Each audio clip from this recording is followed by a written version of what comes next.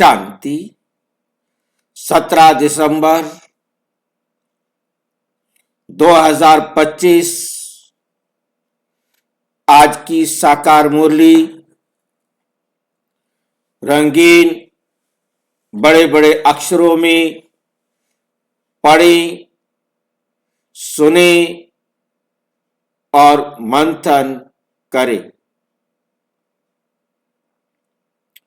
हम प्रतिदिन प्रातः 4 बजे, 6 बजे, शाम को 4 बजे, 8 बजे 4 बार मुरली मंथन करते हैं। आप सभी भी इस मुरली मंथन में साथी व सहयोगी बन सकते हैं, जिसके लिए इसी वीडियो के डिस्क्रिप्शन में लिंक दिया है गूगल मीट का, जिसके द्वारा आप चारों टाइम जब भी सुविधा हो आप जुड़ सकते हैं। ये लिंक चारों समय रोजाना के लिए एक ही रहता है। यदि आपको जुड़ने में कोई कठिनाई हो रही है तो लिंक को आप क्लिक करने पर नहीं जोड़ पा रहे हैं तो आप लिंक को कॉपी करें, गूगल में पेस्ट करें, लिंक खुल जाए।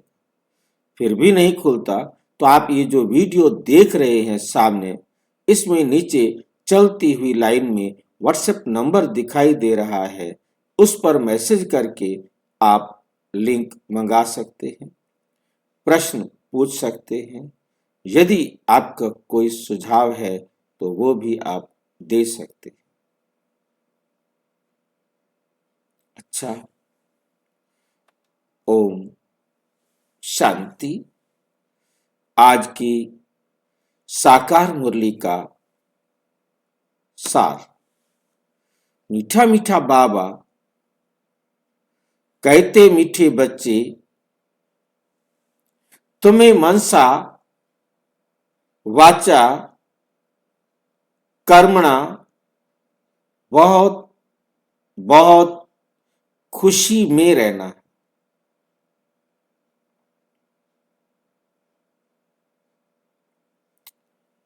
अब तक तो हम सुनते आ रहे थे कि मनसा वाचा कर्मणा सेवा करो। आज सेवा करने के लिए बाबा नहीं कह रहे हैं, आज कह रहे हैं खुशी में रहना है।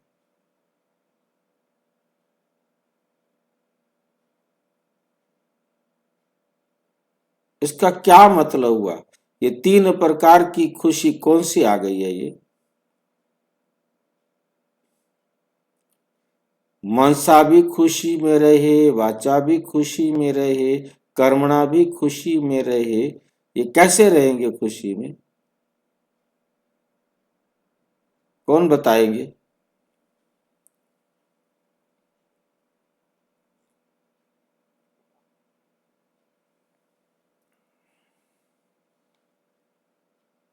जब हम परमात्मा से मिलन मनाती हूँ, जो अतीन्द्र सुख मिलता है वह मनसा खुशी।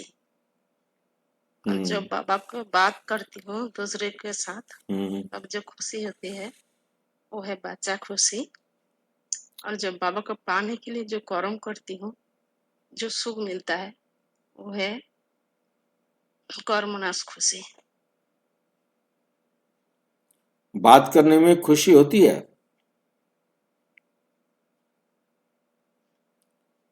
बात करने में खुशी होती है? बाबा का जब बात करती हूँ दूसरे के साथ। आप बाबा के साथ बात करते तो खुशी होती है या औरों के साथ बात करने से भी खुशी होती है?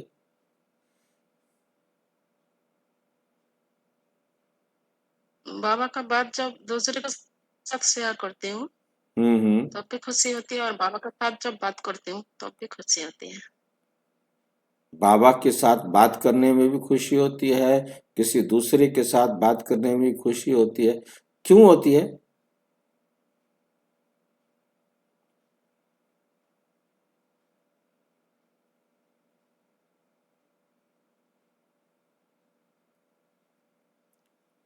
आपको दूसरों के साथ भी बात करने में खुशी क्यों होती है? दूसरे के साथ जब बाबा का बात सुनाती तब खुशी होती है। भी आप अपने बाबा की बात सुनाएंगे, परंतु आपको क्यों खुशी हुई सुनाने से? आपका तो टाइम वेस्ट हुआ, आपकी तो एनर्जी वेस्ट हुई। उसमें हमारी भी प्राप्ति होती है। अच्छा, बात करने में भी प्राप्ति होती है? हाँ मतलब जी। बाबा से बात करते हो तो भी बाबा से प्राप्ति होती है, जब आप किसी और से बात करते हो तो उससे भी प्राप्ति होती है। बाबा से प्राप्ति होती है, हमें समझ में आ सकता है वो ज्ञान का सागर है, कोई ना कोई ऐसी अच्छी बात बताएगा जिससे आपको खुशी मिल जाएगी। परंतु आप जब किसी और को सुनाएंगे तो आपको क्यों खुशी मिलेगी? तो हमारा ज्ञान भी बढ़ता है ना। दूसरे को ज्ञान सुनाने से मेरा ज्ञान बढ़ता है, क्योंकि ज्ञान में एक विशेषता है, जितना बांटेंगे उतना उतना ज्यादा बढ़ेगा। ठीक है। कर्मणा में कर्मणा में हम जो काम कर रहे हैं उसमें क्या खुशी है? हम आराम से सोए रहे हैं, ठंड का टाइम है, धुंध पड़ी हुई है, रजाई में कितना अच्छा लगता है, सवेरे सवेरे उठ करके आप काम करना शुरू कर दो, ये क्या मतलब हुआ?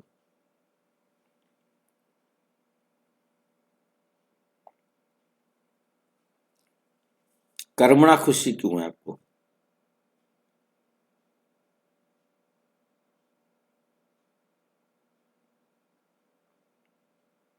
जितना अभी करूंगी उतना तो अगले जन्म में पाऊंगी ना। अरे सोए रहने में अभी मजा है या उठ करके काम घर के करना, कुछ करना? ये है अलग खुशी है। मुझे मुझे बताओ ना, ताकि मैं भी खुशी ले लूं, बाकियों को भी पता लग जाए कि हाँ, वो भी रजाई अपनी फेंक देवे, वो भी कुछ ना वो कुछ। आपको बाबा बता देंगे सब कुछ जब आप करेंगे। भाई जिसको पता लगाओ वो बताओ भी, ये तो चुप कर गई। कर्मणा खुशी किसी को क्यों हो रही है? कौन बताएंगे? कर्मणा खुश कैसे रहें?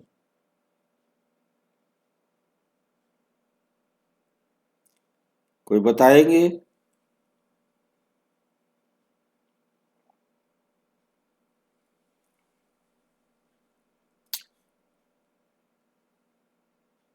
मनसा वाचा कर्मणा, तीनों प्रकार से पहली बात, हम खुश तब रहेंगे जब हमें ईश्वर द्वारा प्राप्ति हो रही है। हमें समझ में आ गया है कि भगवान से ज्यादा प्यारा, भगवान से ज्यादा हमारा श्रेष्ठ मार्गदर्शक, कल्याणकारी कोई हो नहीं सकता। उसकी श्रीमत के आधार पर मनसा में संकल्प चलना, वही हमारी प्राप्ति है। मनसा में संकल्प चलना, बाबा की डायरेक्शन के अनुसार, वही हमारे लिए प्राप्ति है, क्योंकि वही हमारे को सशक्त बनाती है, आत्मा शक्तिशाली बनती है, जिसे हम कहते हैं अंतर्मुखी होना। अंतर्मुखी में सिर्फ मैं और मेरा बाबा, बाबा की श्रीमत के अनुसार जो संकल्प चलते हैं वो मुझे आगे और ऊपर और ऊपर और श्रेष्ठ बनाने के लिए प्रेरित कर रहे होते हैं, शक्ति दे रहे होते हैं। जितना हम बाबा की श्रीमत पर अपने संकल्पों को श्रेष्ठ बनाते जाते हैं, उतना हमें शक्ति मिलती जाती है। जिस शक्ति के लिए हम गाते आए, इतनी शक्ति हमें देना दाता, मन का विश्वास कमजोर होना। सबसे पहली चीज है मनसा से शक्ति की प्राप्ति होती है। और दूसरा, जब हम इसको प्राप्त कर रहे हैं तो खुशी, और जब हम वो किसी और को दे रहे हैं, किसी और आत्मा के प्रति कर रहे हैं, तो उसको भी प्राप्ति हो रही है तो भी खुशी। दूसरों को देना सेवा, स्वयं का मंथन करना वो स्वयं की सेवा, स्वयं का उत्थान। मनसा में बाबा की श्रीमत का चलना माना चढ़ती कला। कोई और संकल्प की एंट्री ना हो। वाचा, जब हम खुश होंगे वो खुशी हमारी वाणी से निकलती है। अब हमें बाबा की श्रीमत पर अपने आप में सुधार हुआ है, वो खुशी है। और वो खुशी फिर जब हम सेवा में भी करेंगे, अर्थात किसी से भी बोलेंगे, तो वही बोलेंगे जो हमें खुशी मिली है। वही खुशी उस आत्मा को प्राप्त कराने के लिए सोचें। बहुत अच्छी तरह से इस बात को समझना है।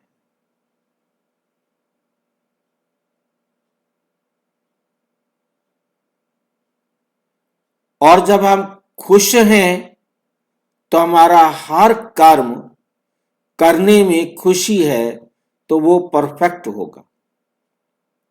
दुखी मन से हम कर्म करेंगे तो वो परफेक्ट नहीं होगा। बाबा की श्रीमत के अनुसार हमें खुशी मिली, फिर कर्म करते हुए खुशी मिलेगी। जब हम बाबा की श्रीमत के अनुसार करेंगे तो उसमें परफेक्टनेस आएगी। और जब हम खुशी में सेवा करेंगे तो वो भी सबके दिल तक पहुंचेगी, क्योंकि हम मनसा वाचा कर्मणा दिल से कर रहे हैं। बाबा की श्रीमत पर दिल से चल रहे हैं। बाबा की श्रीमत हमें इतना खुश कर रही है कि हम किसी और के संकल्प को अपने अंदर आने ही नहीं देंगे। तो हमारी खुशी निरंतर बढ़ती जाएगी, स्वयं के लिए और सर्व के लिए। मुझे स्व परिवर्तन के साथ ऑटोमेटिक विश्व परिवर्तन होता हुआ दिखाई देगा। वो मेरी खुशी को और बढ़ाता जाएगा। तो मेरे मनसा संकल्प से, वाचा से, कर्मणा से, तीनों से सर्व को खुशी मिलेगी। सबको खुश कर रहा है ऑटोमेटिक। जब खुशी मेरे द्वारा सबको मिल रही है तो दुख नहीं हो सकता। सबको मेरे द्वारा खुशी मिल रही है क्योंकि मैं बाबा की श्रीमत पर सोच रहा हूं, बोल रहा हूं और कर्म कर रहा हूं। तो सर्व को ऑटोमेटिक खुशी ही मिलेगी। मेरे को खुशी, सर्व को खुशी। हमने बाबा की श्रीमत को मनसा में, वाचा में, कर्मणा में, तीनों में एक्यूरेट प्रयोग करना है तो खुशी रहेगी। मेरे को खुशी रहेगी, निरंतर खुशी रहेगी। मेरे संबंध संपर्क में आने वाली हर आत्मा को खुशी मिलेगी। ये है आज की मुरली का सार। प्रश्न, डबल अहिंसक बनने वाले बच्चों को कौन सा ध्यान रखना है? डबल अहिंसक बनने वाले बच्चों को कौन सा ध्यान रखना है? कौन सा ध्यान रखे? किसी को दुख नहीं देना है। किसी को हम दुख खुश रहेंगे नहीं तो देना है। सबको खुशी रहेंगे। हाँ जी, हम खुश हो तो सबको खुशी भी करेंगे ना। हम खुश हैं तो हम सबको खुश करेंगे। डबल अहिंसक माना हमारे द्वारा शारीरिक रूप से भी मानसिक रूप से भी दुख नहीं पहुंचे। जो डबल अहिंसक बनने वाले बच्चे हैं, जो आत्मिक, रूहानी और जिस्मानी दोनों प्रकार के, हम किसी को भी दुख नहीं देते। अहिंसक माना दुख ना देने वाले, डबल माना रूहानी और जिस्मानी। बनने वाले बच्चों को कौन सा ध्यान रखना है ताकि मेरे द्वारा किसी को दुख नहीं पहुंचे, उसके लिए मुझे कौन सा ध्यान रखना है?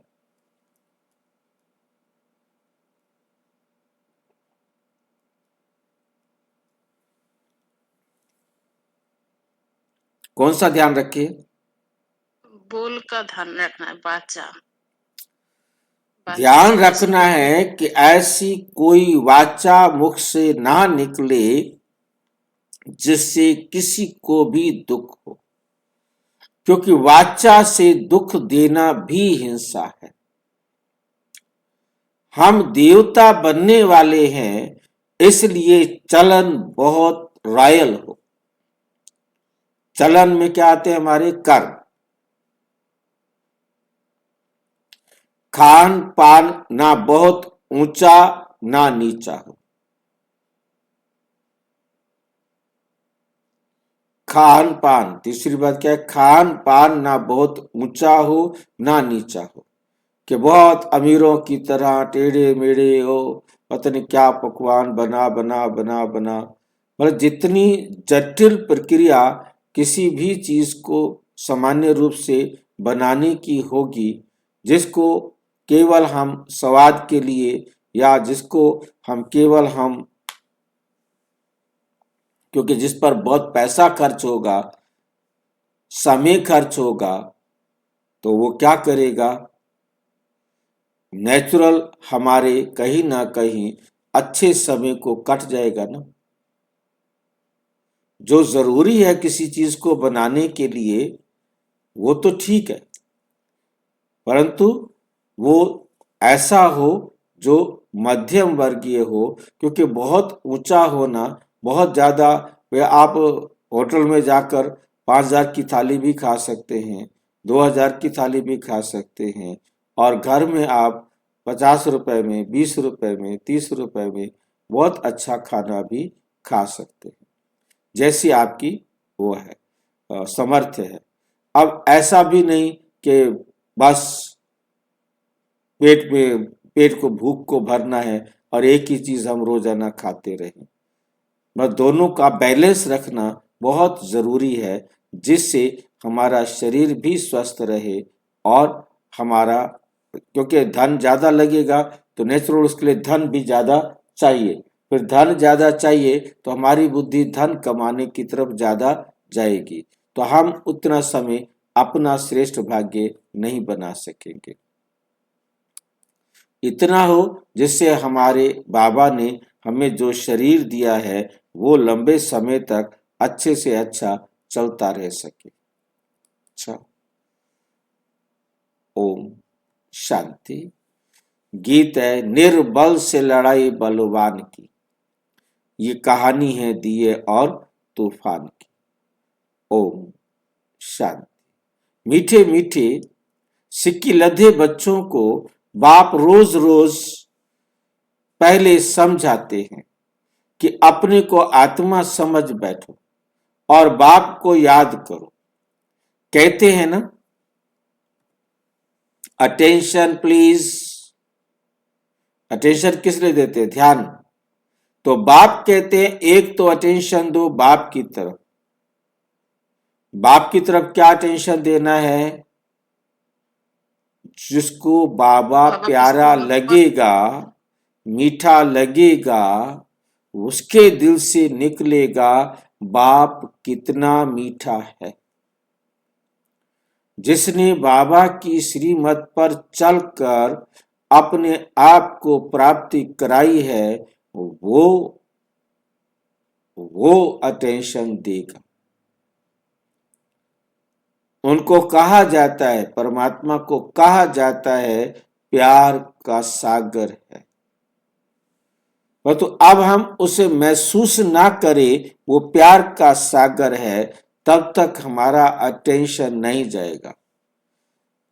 जब हम परमात्मा को अनुभव करेंगे कि देखो कि इतनी बड़ी दुनिया में से स्वयं परमात्मा ने मुझे आकर चुना है, ज्ञान का सागर है, उसने आकर मुझे ज्ञान देना शुरू किया है।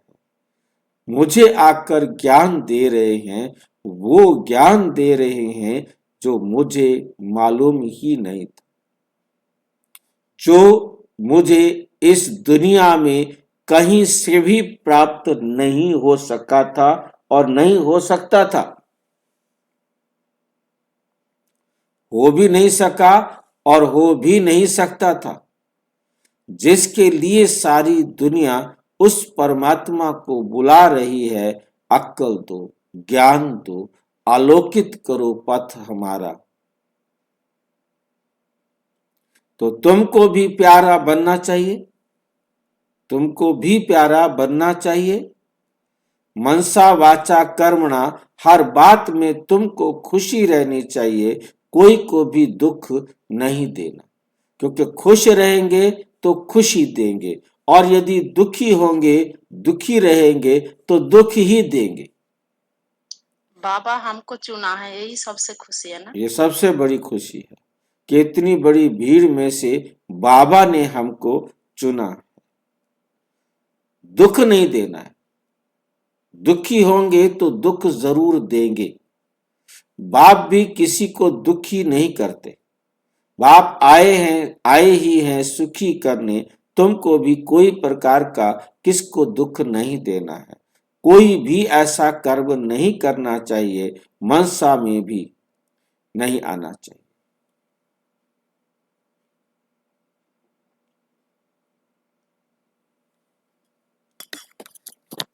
मनसा में भी नहीं आना चाहिए कि हम किसी को दुख देवें।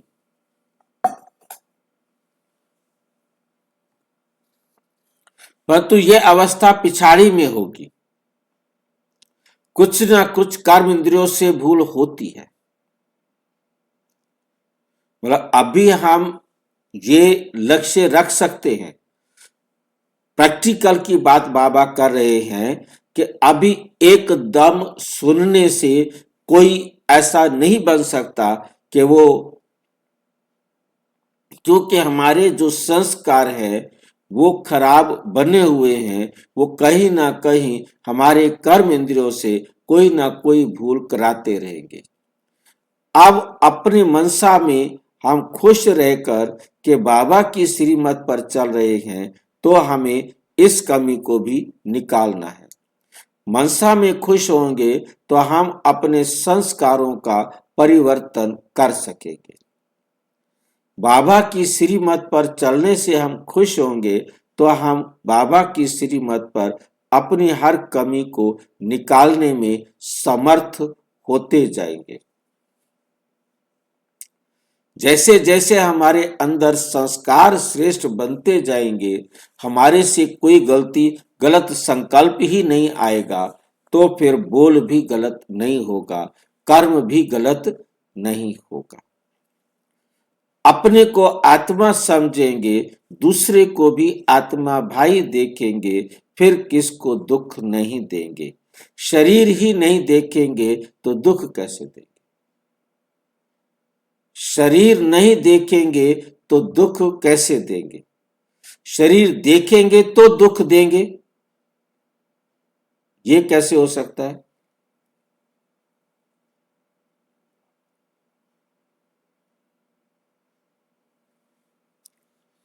शरीर देखने से दुख दिया जाता है क्या?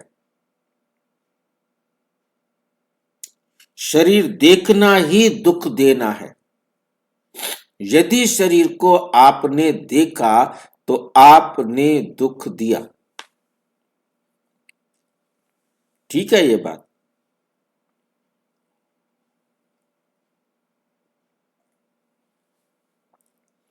शरीर के देखने से दुख होता है?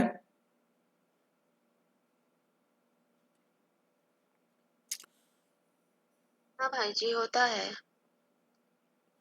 क्यों? क्योंकि हम देह भान में चले आते हैं। हम देह अभिमानी है। यदि हमें शरीर दिखाई दे रहा है तो इसका मतलब हम देह अभिमानी हैं। और जब हम देह अभिमानी हैं, हमने स्वयं का परिवर्तन ही नहीं किया तो अभी हम नरक में ही हैं। जब हम नरक में हैं तो फिर नेचुरल नरक में रहने कारण, नरक के प्रभाव में रहने कारण खुश भी नहीं है और उसको हम दुख भी जरूर देंगे।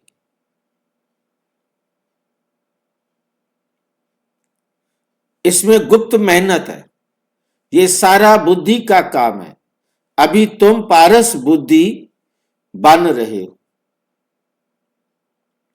पारस बुद्धि माना शुद्ध बुद्धि, स्वर्णिम बुद्धि माना शुद्ध बुद्धि बनना। अपनी कमियों को निकालते जा रहे हो। पारस कहा जाता है शुद्ध को, शुद्ध सोने को। जिसमें मिलावट हो जाती है उसे शुद्ध सोना या पारस नहीं कह सकते, क्योंकि उसमें मिलावट हो गई है। चाहे उसमें हमने चांदी मिलाई है तो चाहे हमने उसमें तांबा मिलाया है, अब उसे हम प्योर सोना नहीं कह सकते, शुद्ध सोना नहीं कह सकते। तो खोट को निकाल दे। तुमने बहुत सुख देखे, तुम हो सुख धाम के मालिक। तुम सुख धाम के मालिक थे ना। ये है दुख धाम, ये तो बहुत सिंपल है, सब समझ सकते हैं। और वो है हमारा शांति धाम, हमारा स्वीट होम। फिर वहां से हम पाठ बजाने आए हैं। दुख का पाठ बहुत समय बजाया है, अब सुख धाम में चलना है। इसलिए एक दो को भाई भाई समझना है। आत्मा आत्मा को दुख नहीं दे सकती, क्योंकि सुख धाम में जाना है। सुख धाम में जाने से पहले हमको कहीं जाना है।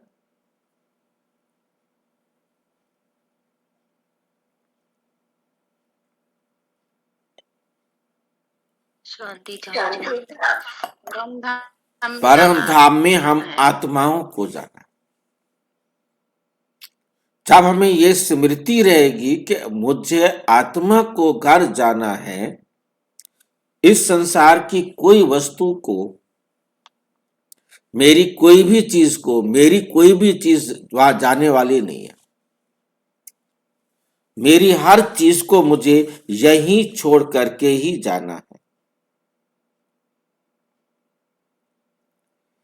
आत्मा आत्मा को दुख नहीं दे सकती। आत्मा को दुख नहीं दे सकती।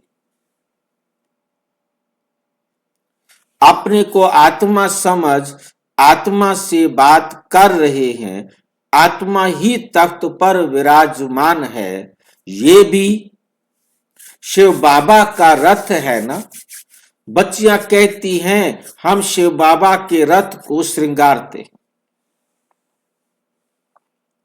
बच्चियां कहती हैं हम शिव बाबा के रथ को संवारते हैं, श्रृंगारते हैं। शिव बाबा के रथ को खिलाते हैं। तो शिव बाबा याद रहता है। वे है ही कल्याणकारी बाप। कहते मैं 5 तत्वों का भी कल्याण करता हूं, वहां कोई भी चीज कभी तकलीफ नहीं देती। अब बाबा आकर 5 तत्वों का कल्याण करते हैं, ये बहुत समझने वाली बात है। बाबा तो ज्ञान सुना सकता है, वो हमें ज्ञान सुनाते हैं, आत्माएं ज्ञान सुनती हैं। अब 5 तत्व तो कुछ भी सुन नहीं सकते, फिर उनका कल्याण कैसे करते हैं? उनका कल्याण कैसे करते हैं भाई?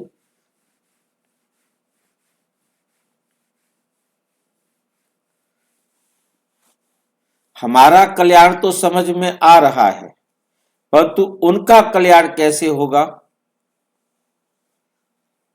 हम सुधारेंगे तो 5 तत्व भी सुधर जाएंगे। हमारे सुधरने से ही 5 तत्व सुधर जाएंगे, और 5 तत्वों के लिए भी हमने ही मेहनत करनी है। 5 तत्वों के लिए भी हमने ही मेहनत करनी है। ये बात बहुत अच्छी तरह समझनी है। 5 तत्व अपने लिए कोई मेहनत नहीं कर सकते, परंतु हमने मेहनत करके 5 तत्वों को पावन बनाना है। तो 5 तत्वों के लिए हम क्या मेहनत करें भाई?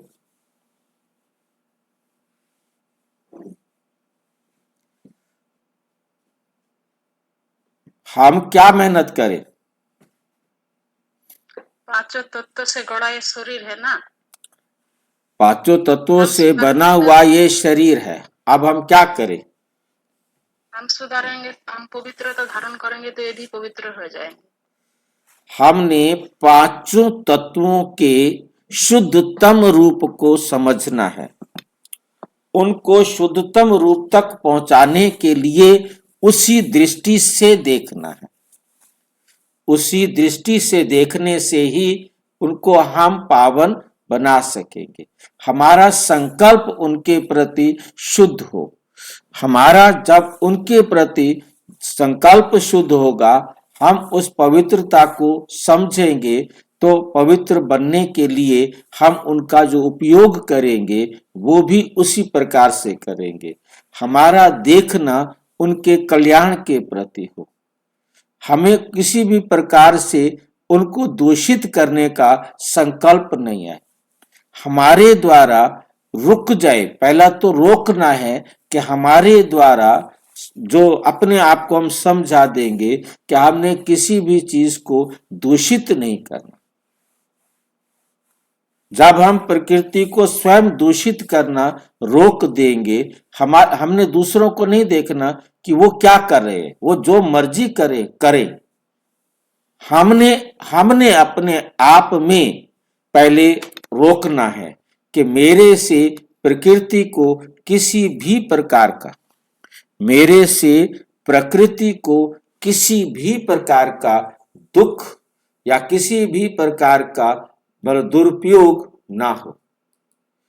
प्रकृति का किसी भी प्रकार से दुरुपयोग नहीं हो। उपयोग करे परंतु दुरुपयोग नहीं। ये बात हमें बहुत अच्छी तरह अपने आप को समझानी।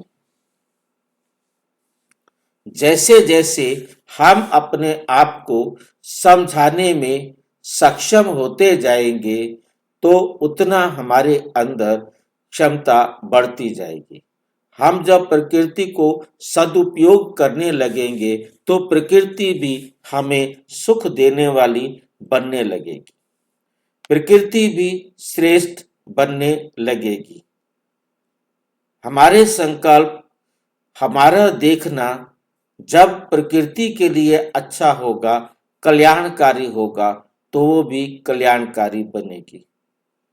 वो भी फिर हमें सतयुग में कल्याण के रास्ते पर चल करके हमारा कल्याण ही करेगी, कभी हमें दुख देने का काम नहीं करेगी। हमने स्वयं को परिवर्तन कर दिया तो प्रकृति भी परिवर्तित हो जाएगी। हमारा उसके प्रति व्यवहार, हमारी नजर अब उस प्रकृति के दोष को नहीं देखे। हमारी दृष्टि जो है प्रकृति को दोष से देखती है कि क्यों हमारे ऊपर पाप किया, इसने हमारे को कष्ट दिया। पानी का, बाढ़ का और तूफान का, मतलब किसी को भी हमने इस दृष्टि से नहीं देखना कि वो हमें दुख दे रहा है, उससे हमें दुख मिल रहा है, जो हम उसका किसी भी प्रकार से विरोध करें, हम कोई ऐसा कर्म करें जिसके कारण वो दूषित हो और वो किसी दूसरे को दुख देने के निमित्त बने। वह कोई भी चीज कभी तकलीफ नहीं देती, क्योंकि अब हमने कोई भी प्रकृति के तत्व के प्रति ऐसा कुछ कर्म नहीं किया, कोई सा संकल्प नहीं किया जो उसको दुख पहुंचे, उसका नुकसान हो। ये मेरे जीवन में परिवर्तन चाहिए। जब मैं अपने जीवन में किसी भी प्रकृति के तत्व को सुख देना शुरू करूंगा, संकल्प में भी, बोल में भी, कर्म में भी। मैं किसी से भी बात कर रहा हूं जिससे प्रकृति दूषित हो, ऐसी मैं किसी से बात ना करूं। मैं ऐसा कभी किसी प्रकृति को दुख पहुंचे ऐसा अपने में संकल्प नहीं करूं। ऐसा फिर कर्म भी मैं नहीं करूं जो किसी प्रकृति के किसी भी तत्व को किसी प्रकार से भी दुख पहुंचे। वह कोई भी चीज कभी किसी को तकलीफ नहीं देती। क्यों नहीं देती? क्योंकि अभी हमने नहीं दिया है। ये तो अभी कभी तूफान, कभी ठंडी, कभी क्या होता रहता है। ठंड आई है, वो भी आई है तो आने दो, दुखी नहीं होना है। मैं अंदर दुखी होऊंगा, ठंड है, ठंड है, ठंड है, गर्मी है, गर्मी है, गर्मी है, मैं अंदर दुखी हो रहा हूं ना, तो कौन किस कारण दुखी हो रहा हूं? देह समझने के कारण दुखी हो रहा हूं। यदि मैं आत्मा समझूं तो ठंड मेरा कुछ नुकसान कर रही है। इसलिए बहुत अच्छी तरह से समझना है, देह समझना ही, देह की दृष्टि से देखना ही दुख देने का कारण। आत्मा समझेंगे तो कोई दुख नहीं, आपको प्रकृति से भय नहीं, तो प्रकृति को फिर आपसे भय नहीं होगा।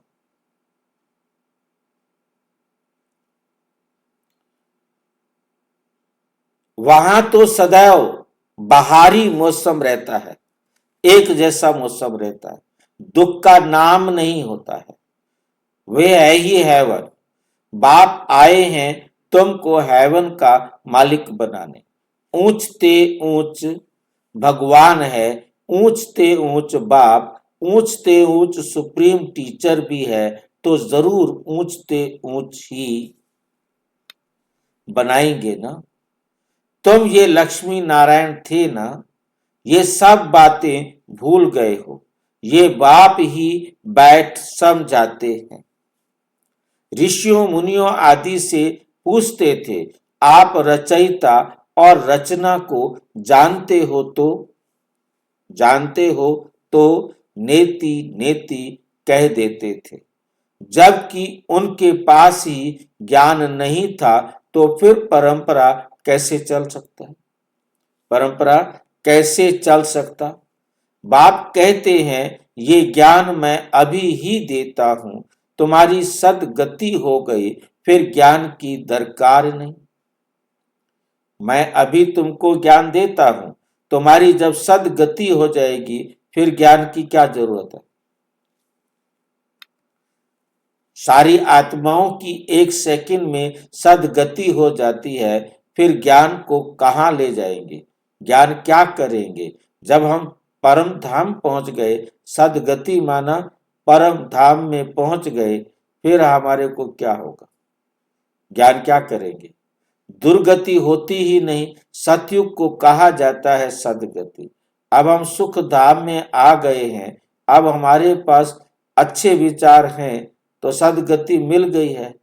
अब हमने क्या करना है, सदगति पर चढ़ने के बाद धीरे धीरे ऑटोमेटिक दुर्गति में जाना है। यहां है दुर्गति, सतयुग में है सदगति। वहां से हमने ऑटोमेटिक हमारा मीटर डाउन होना शुरू हो जाता है, परंतु ये भी किसी को पता नहीं है कि हम दुर्गति में हैं। बाप के लिए गाया जाता है कि बाप जो है वो हमारा लिबरेटर है, गाइड है, खिवैया है, विषय सागर से सबकी नैया पार करते हैं। विषय सागर से सबकी नैया पार करते हैं।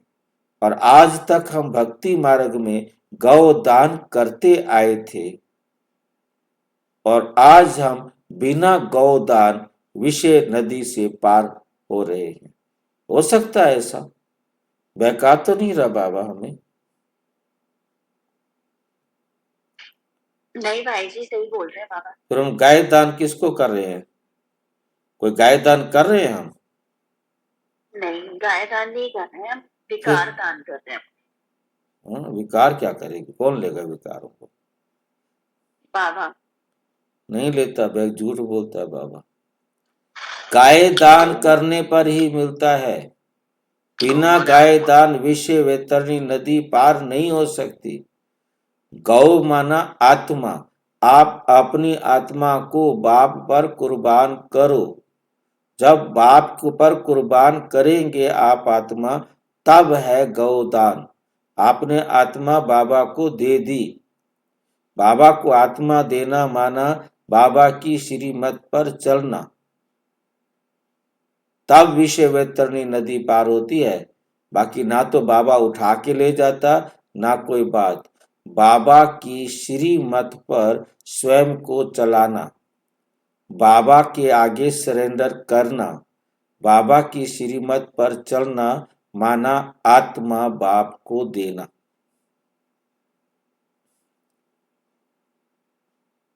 आत्मा बाबा को समर्पित कर देंगे। बाबा बस अब मैं तुम जैसे कहोगे मैं वैसा करूंगा, ये है आत्म समर्पण। गौ का बाबा को दान कर देना। रियल बात उन विचारों को समझ में नहीं आई, उसमें हम भी शामिल हैं सारे, कि हमें सच समझ में नहीं आया। वास्तव में हम आत्मा बाप पर कुर्बान जानी है, दान होनी है, न्योछावर होनी है, तब जाकर के विषय वैतरणी नदी पार होगी। इस दुख की दुनिया से बाहर जा सकेंगे, इस दुख की दुनिया से स्वर्ग में जा सकेंगे, वरना नहीं जा सकते। बाकी हम आत्मा को ऐसे उठा के तो बाहर रखता नहीं, वो हाथ लगाता नहीं, आत्मा को भी हाथ नहीं लगाता। आत्मा को सिर्फ अपनी श्रीमत की अंगुली देता है, वो भी समझने के लिए। समझ लो तो तुम्हारा भला है, और नहीं समझते हो तो तुम्हारा भला।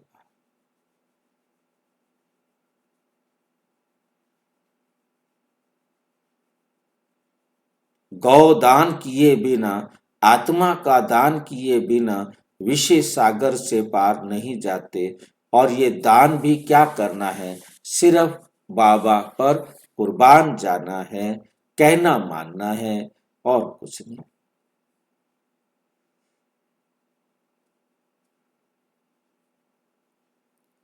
उसको कहते हैं खीर सागर। हम इस दुख की दुनिया से उस खीर सागर में पहुंच जाते हैं आत्मा का गौदान करने पर। इस गौ का दान करना है, बाबा की श्रीमत पर चलाना है, उसको कहते हैं खीर सागर। विष्णु को खीर सागर में दिखाते हैं। ये सब भक्ति मार्ग का गायन है। बड़ा बड़ा तालाब है, उसमें विष्णु का बड़ा चित्र दिखाते हैं, बाप समझाते हैं, तुमने ही सारे विश्व पर राज्य किया है, अनेक बार हार खाई है, एक बार नहीं अनेक बार हार खाई और जीत पाई है। बाप कहते हैं काम महाशत्रु है, उन पर जीत पाने से तुम जगत जीत बनेंगे। तो खुशी से बनना चाहिए ना। बालग्रस्त व्यवहार में प्रवृत्ति मार्ग में रहो, परंतु कमल फूल समान पवित्र रहो। अभी तुम कांटों से फूल बन रहे हो, समझ में आता है ये फॉरेस्ट ऑफ थॉर्न्स, कांटों का जंगल है। एक दो को कितना तंग करते हैं, मार देते, कितना तंग करते हैं, मार देते हैं। बाप मीठे मीठे बच्चों को कहते हैं तुम सबकी अब वानप्रस्थ अवस्था है, छोटे बड़े सबकी वानप्रस्थ अवस्था है। तुम वाणी से परे जाने के लिए पढ़ते हो ना। तुमको अभी सदगुरु मिला है, वे तो वानप्रस्थ में तुमको ले ही जाएंगे। ये है यूनिवर्सिटी, भगवानोवाच है ना। मैं तुमको राजयोग सिखलाकर राजाओं का राजा बनाता हूँ। जो पूज्य राजाएं थे वही फिर पुजारी राजाएं बनते हैं। तो बाप कहते हैं बच्चे अच्छी रीति पुरुषार्थ करो, दैवी गुण धारण करो, फल खाओ पियो, श्रीनाथ द्वारे में जाओ, वहां घी के माल ढेर मिलते हैं, घी के कुएं ही बने हुए हैं, खाते फिर कौन है पुजारी। श्रीनाथ और जगन्नाथ दोनों को काला बनाया है। जगन्नाथ के मंदिर में देवताओं के गंदे चित्र हैं, वहां चावल का हांडा बनाते हैं, वे पक जाने से चार भाग हो जाते हैं। सिर्फ चावल का ही भोग लगता है, क्योंकि अभी साधारण है ना। इस तरफ गरीब और उस तरफ साहूकार। अभी तो देखो कितने गरीब हैं, खाने पीने को कुछ नहीं मिलता। सतयुग में तो सब कुछ है। बाप आत्माओं को बैठ समझाते हैं शिव बाबा बहुत मीठा है, वह तो है निराकार। प्यार आत्मा को किया जाता है ना, आत्मा को ही बुलाया जाता है। शरीर तो जल गया, उनकी आत्मा को बुलाते हैं, ज्योति जगाते हैं। इससे सिद्ध है आत्मा को अंधियारा होता है, आत्मा को अंधियारा होता है। आत्मा है ही शरीर रहित, तो फिर अंधियारे आदि की बात कैसे हो सकती है। वहां ये बातें होती नहीं, ये सब है भक्ति मार्ग। बाप कितना अच्छी रीति समझाते हैं, ज्ञान बहुत मीठा है, इसमें आंखें खोल कर सुनना होता है। बाप को तो देखेंगे ना। तुम जानते हो शिव बाबा यहाँ विराजमान है, तो आंखें खोल कर बैठना चाहिए ना। बेहद के बाप को देखना चाहिए ना। आगे बच्चियां बाबा को देखने से ही ध्यान में चली जाती थी। आपस में भी बैठे बैठे ध्यान में चले जाते थे, आंखें बंद और दौड़ती रहती थी। कमाल तो थी ना।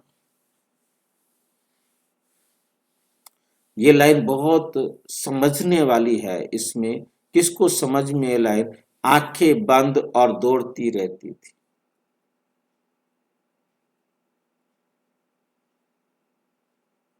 ये बात किसको समझ में? हाँ जी, एक दो लाइनें पीछे से पढ़ लीजिए तब समझ आएगा। बच्चियां बाबा को देखने से ही ध्यान में चली जाती थी, आपस में भी बैठे बैठे ध्यान में चले जाते थे, आंखें बंद और दौड़ती रहती थी।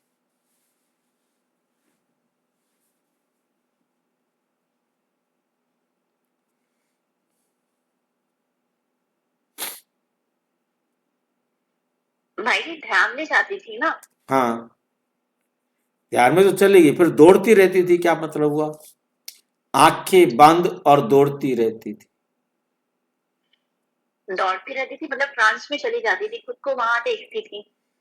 हाँ, खुद को वहां देखती थी, और यहाँ आंखें बंद दौड़ रही है, आंखें बंद खा रही है, आंखें बंद नहा रही है, आंखें बंद काम कर रही है। ये कई कई दिन चलता था, आंखें नहीं खोलती थी, इतनी ध्यान में चली जाती थी।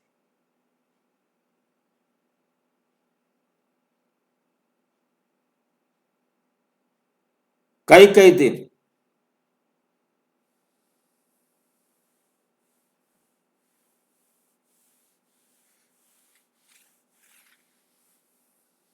उसकी देखभाल करने वाले और ड्यूटी पर लग जाते थे, और वो फिर आकर के कमाल करती थी, उसका परिवर्तन हो जाता था।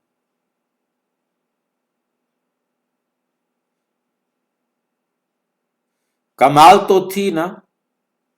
बाप समझाते रहते हैं, एक दो को देखते हो तो ऐसे समझो हम भाई आत्मा से बात करते हैं, भाई को समझाते हैं। तुम भाई जी ज्ञान में जाते थे तो परिवर्तन कैसे हुआ था? दादियों के ये अजीब अनुभव हैं कि जो दादियां कभी पढ़ना नहीं सीखी थी, उनको का खा गा आ डार आम भी बाबा ने सूझ ध्यान में समझाया सिखाया।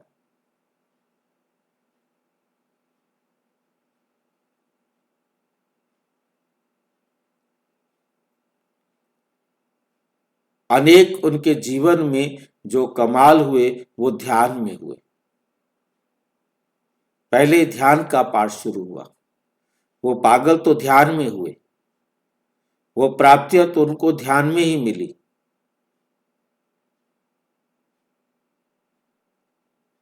वो पाठ बिल्कुल ही अलग था।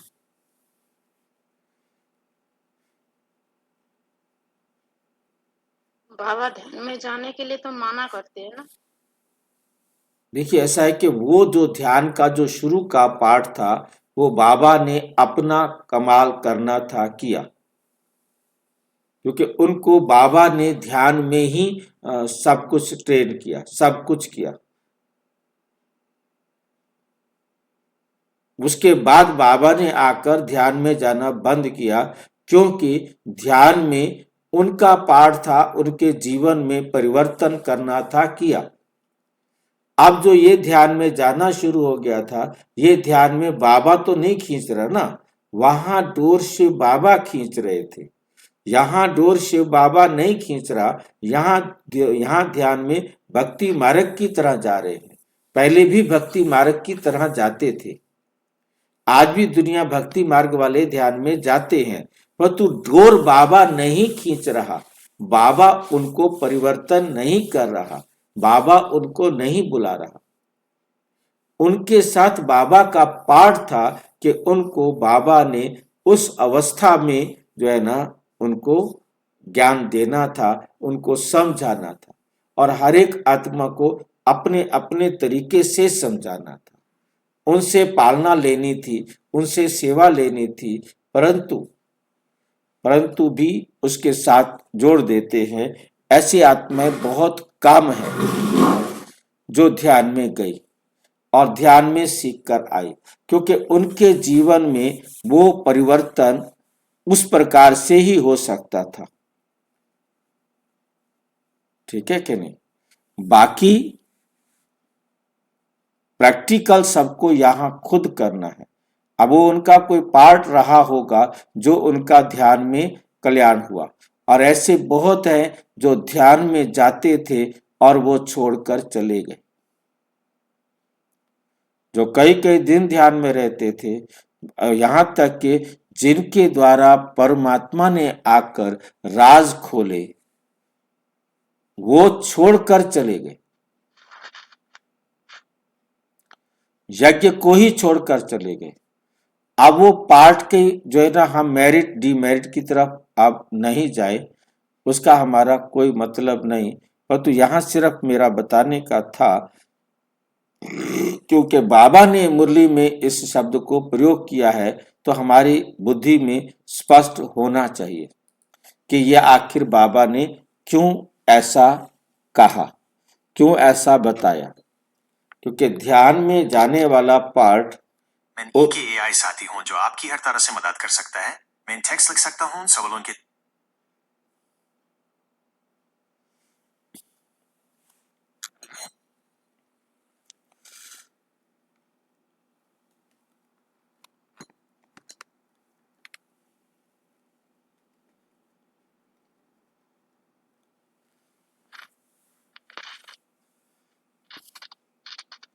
तो बाबा जो है, बाबा उस समय जो ध्यान का पाठ रहता था वो चलता था और ब्रह्मा बाबा को भी पहले पता लग जाता होगा, ताकि वे जो है उनके लिए वो कपड़े, खाना पीना, जो साधन उसको उस समय जरूरत है उनकी व्यवस्था भी पहले होती थी।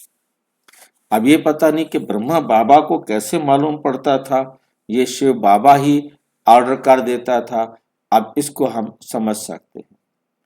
तो उस समय की बातों को हम केवल अनुमान लगा सकते हैं।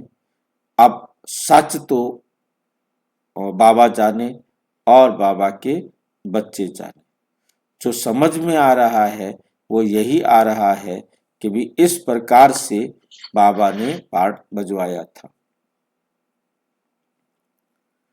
ऐसे समझो कि हम आत्मा से बात करते हैं, भाई को समझाते हैं, तुम बेहद के बाप की राय नहीं मानेंगे, तुम ये अंतिम जन्म पवित्र बनेंगे तो पवित्र दुनिया के मालिक बनेंगे। बाबा बहुतों को समझाते हैं, बाबा बहुतों को समझाते हैं। कोई तो फट से कह देते हैं बाबा हम जरूर पवित्र बनेंगे। पवित्र रहना तो अच्छा है, कुमारी पवित्र है तो सब उनको माथा टेकते हैं, शादी करती है तो पुजारी बन जाती है, सवेरे उठकर सबको माथा टेकना पड़ता है। तो प्योरिटी अच्छी है ना, प्योरिटी है तो पीस और प्रॉस्पेरिटी भी है। सारा मदार पवित्रता पर है।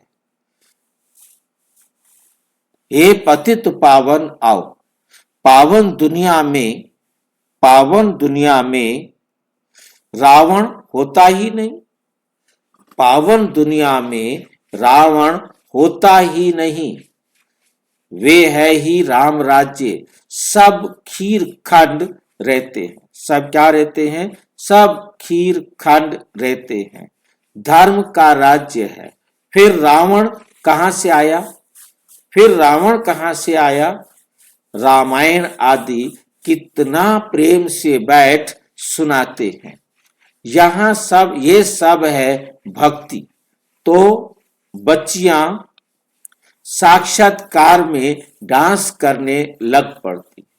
सच की बेड़ी को का तो गायन है कि सच की बेड़ी हिलेगी लेकिन डूबेगी नहीं, हिलेगी लेकिन डूबेगी नहीं। और कोई सत्संग में जाने की मना नहीं होती, और दुनिया में जो सत्संग है वहां किसी और को जाने से रोकते नहीं है। और यहां कितना रोकते हैं। बाप तुमको ज्ञान देते हैं, तुम बनते हो बीके, ब्राह्मण तो जरूर बनेंगे। बाप है ही स्वर्ग की स्थापना करने वाला, तो जरूर हम भी स्वर्ग के मालिक होने चाहिए। हम यहाँ नरक में क्यों पड़े हैं। अभी समझ में आता है कि हमको भी पुजारी थे, हम भी क्या थे, पुजारी थे, अभी पूज्य बनते हैं। 21 जन्मों के लिए पुजारी बने। अब 21 जन्म 21 जन्मों के लिए 63 जन्म हम क्या बनते हैं, पुजारी। अभी फिर हम पूज्य स्वर्ग के मालिक बनेंगे। ये है नर से नारायण बनने की नॉलेज। भगवानोवाच, मैं तुमको राजाओं का राजा बनाता हूँ। पतित राजाएं पावन राजाओं को नमन करते, वंदन करते हैं। हर एक महाराजा के महलों में मंदिर जरूर होगा, वे भी राधे कृष्ण का, या लक्ष्मी नारायण का, या राम सीता का, और आजकल तो गणेश, हनुमान आदि के भी मंदिर बनाते रहते हैं। भक्ति मार्ग में कितनी अंधश्रद्धा है, कितनी अंधश्रद्धा है। अभी तुम समझते हो बरोबर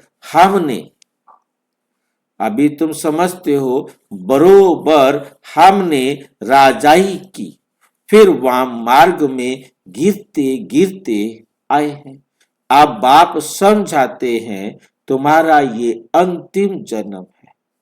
मीठे मीठे बच्चे, पहले तुम स्वर्ग में थे, फिर उतरते उतरते पट आकर पड़े हो। तुम कहेंगे हम बहुत ऊंच थे, फिर बाप हमको ऊंचे चढ़ाते हैं। हम हर 5000 वर्ष बाद पढ़ते ही आते हैं। इसको कहा जाता है वर्ल्ड की हिस्ट्री ज्योग्राफी रिपीट। बाबा कहते हैं मैं तुम बच्चों को विश्व का मालिक बनाता हूं, सारे विश्व में तुम्हारा राज्य होगा। गीत में भी है ना, बाबा आप ऐसा राज्य देते हो जो कोई छीन ना सके। अभी तो कितनी पार्टीशन है, पानी के ऊपर, जमीन के ऊपर झगड़ा चलता रहता है। अपने अपने प्रांत की संभाल करते रहते हैं। ना करें तो छोकरे लोग, बच्चे लोग जो है पत्थर मारने लग पड़े। वो लोग समझते हैं ये नौजवान पहलवान बन भारत की रक्षा करेंगे, सो पहलवानी अभी दिखलाते हैं। क्या दिखलाते हैं? विनाश करने में तैयार हो जाते हैं। दुनिया की हालात देखो कैसी है। रावण राज्य है ना। बाप कहते हैं ये ही आसुरी संप्रदाय है। तुम अभी देवी संप्रदाय बन रहे हो। देवताओं और असुरों की फिर लड़ाई कैसे होगी? ये तो डबल अहिंसक बनते हैं। वे हैं डबल अहिंसक। तुम डबल अहिंसक बनते हो और देवताएं हैं डबल अहिंसक। देवी देवताओं को डबल अहिंसक कहा जाता है। अहिंसा परमो देवी देवता धर्म कहा जाता है। बाबा ने समझाया है किसको वाचा से दुख देना भी हिंसा है। तुम देवता बनते हो तो हर बात में रॉयल्टी होनी चाहिए। खान पान आदि ना तो बहुत ऊंचा और ना बहुत हल्का, एक रस। राजाओं आदि का बोलना बहुत कम होता है। प्रजा का भी राजा में बहुत प्यार रहता है। यहां तो देखो क्या लगा पड़ा है, कितने आंदोलन हैं। बाप कहते हैं हम जब ऐसी हालत हो जाती है तब मैं आकर विश्व में शांति करता हूं। गवर्नमेंट चाहती है सब मिलकर एक हो जाए। भल सब ब्रदर्स तो हैं, परंतु ये तो खेल है ना। बाप कहते हैं बच्चों को तुम कोई फिक्र नहीं करो। अनाज की अभी तकलीफ है, वहां तो अनाज इतना हो जाएगा, बिगर पैसे जितना चाहे उतना मिलता रहेगा, जितना चाहेंगे उतना मिलता रहेगा। अभी ये देवी राजधानी स्थापन हो रही है। हम हेल्थ को भी ऐसा बना देते हैं जो कभी कोई रोग होवे ही नहीं, गारंटी है। करैक्टर भी हम इन देवताओं जैसा बनाते हैं, जैसा जैसा मिनिस्टर हो ऐसा उनको समझा सकते हो, युक्ति से समझाना चाहिए। ओपिनियन में भी बहुत लिखते हैं, क्या लिखते हैं? बहुत अच्छा है, बहुत अच्छा लिखते हैं। ओपिनियन में भी बहुत अच्छा लिखते हैं, परंतु अरे तुम भी तो समझो ना, तो कहते हैं फुर्सत नहीं है। तुम बड़े लोग कुछ आवाज करेंगे तो गरीबों का भी भला होगा। बाप समझाते हैं, अभी सबके सिर पर काल खड़ा है, सबके सिर पर काल खड़ा है। आज कल करते करते काल खा जाएगा। तुम कुंभकर्ण मिसल बन पड़े हो। बच्चों को समझाने में बहुत मजा भी आता है। बाबा ने ही ये चित्र आदि बनवाए हैं, दादा को थोड़े ही ये ज्ञान था। तुमको वर्षा लौकिक और पारलौकिक बाप से मिलता है, अलौकिक बाप से वर्षा नहीं मिलता है। ये तो दलाल है, इनको वर्षा नहीं है। प्रजापिता ब्रह्मा को याद नहीं करना है।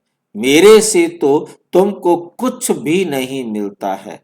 मैं भी पढ़ता हूं, वर्षा है ही एक हद का और दूसरा बेहद का। बाप का प्रजापिता ब्रह्मा क्या वर्षा देंगे? प्रजापिता ब्रह्मा क्या वर्षा देगी? कहां से दे? उसका तो सब कुछ लूट लिया। बाप कहते हैं माम एकम याद करो। ये तो रथ है ना, रथ को तो याद नहीं करना है। ऊंच ते ऊंच भगवान कहा जाता है। बाप आत्माओं को बैठ समझाते हैं, आत्मा ही सब कुछ करती है ना। एक खाल छोड़ दूसरी लेती है, जैसे सर्प का मिसाल है। भ्रमरिया भी तुम हो। ज्ञान की भू भू करो। ज्ञान सुनाते सुनाते तुम किसी को भी विश्व का मालिक बना सकते हो। बाप जो तुम्हें विश्व का मालिक बनाते हैं, ऐसे बाप को क्यों नहीं याद करेंगे? अब बाप आया हुआ है तो वर्षा क्यों नहीं लेना चाहिए? वे बाप आया है और बाबा आया है हमें अपना सारा खजाना देने के लिए, और हमें समझ में भी आ गया है कि यही टाइम है बाप से खजाना लेने का। अब भी नहीं लिया तो फिर कभी भी नहीं मिलेगा, क्योंकि यही एक टाइम है। पूरे कल्प में यही संगम युग है, और उसके बाद हमारे पास टाइम ना हो बाबा के साथ बैठने का, बाबा के साथ बात करने का। कमाल है। अच्छे बच्चे तो सेकंड में समझ जाते हैं।